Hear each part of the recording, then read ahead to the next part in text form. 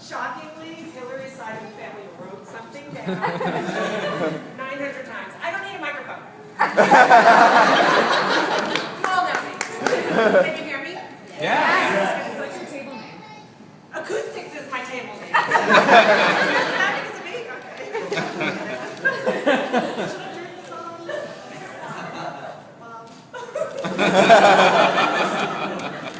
I'll turn it on just in case. Thanks. My voice tends to mess up.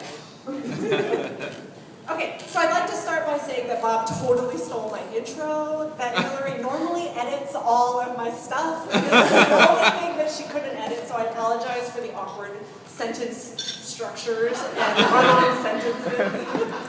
It's bound to happen. Okay, I'm Christine. I've known Hillary for 20 years. When I sat down to think about all the things that I wanted to say today, I inevitably began listing the countless and often retold stories that we share. Hillary's already starting to cry. As you can't see. I'm going to try to hold it together. And while I will not bore you with too many of them today, I did realize in the collection of them 2 things. 1, if there is a games night, inevitably, there will be an embarrassing story that lives on forever. And 2, that we've been there with or for each other for pretty much every important event in our lives.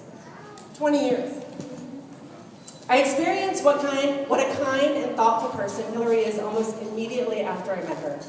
It was at the bus stop at the corner of York and Wilpon in 7th grade.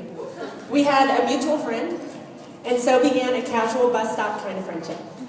Soon after, that friend, who she was much closer with, by the way, moved and changed bus stops to one closer where Hillary lived. Instead of jumping ship, Hillary actually kept walking the longer distance just because she didn't want me to have to be alone. Sorry, Trisha, I know you're still bitter.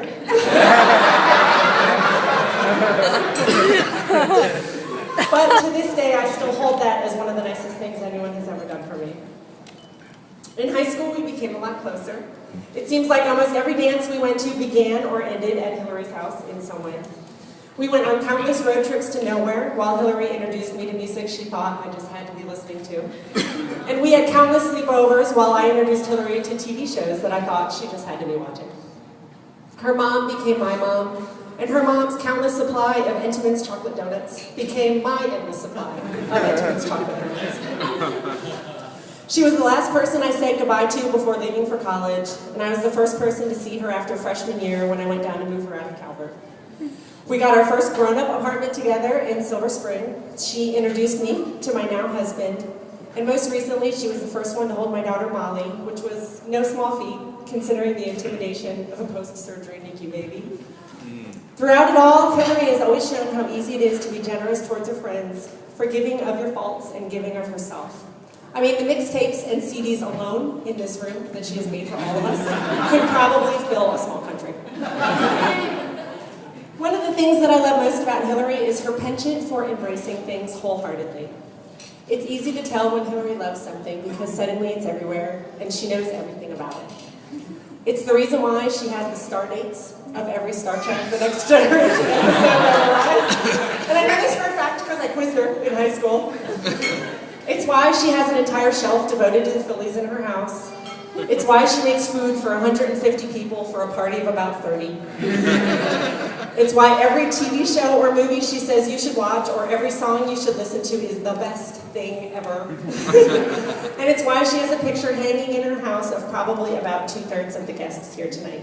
So needless to say, it was really easy to tell how much Bob meant to Hillary from the beginning. So Bob. I've known Bob for 5 years, yet I only met him 3 years ago.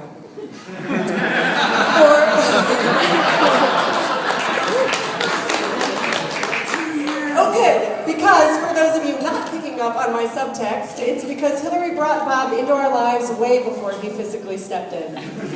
He was Bob from work, quickly followed by Bob's so funny. Did I tell you what Bob did today? And I can't wait to go to work tomorrow because I get to see Bob. After 2 years of hearing about how kind and funny and generally awesome Bob was, he had a lot to live up to. And when we finally met, unfortunately, he did. Together, Hillary and Bob complement each other in so many ways. Let's take a moment to think about what the world would be like if Hillary and Bob were not together. I mean, what would we all do if we couldn't borrow the first season of Northern Exposure and a cable cord that curves 90 degrees from the wall under the same roof? And if you don't have one of those cords, talk to Bob afterwards. It's amazing. What is Bob's yummy breakfast food without partaking in Hillary's leftover cookies as a second breakfast? How can we continue to argue which hometown name is more generic, Smithtown or Newtown? Think about it. I still can't decide. How else could I learn simultaneously weird facts about any subject while also being told that the word weird is one of those exceptions to the I before E rule?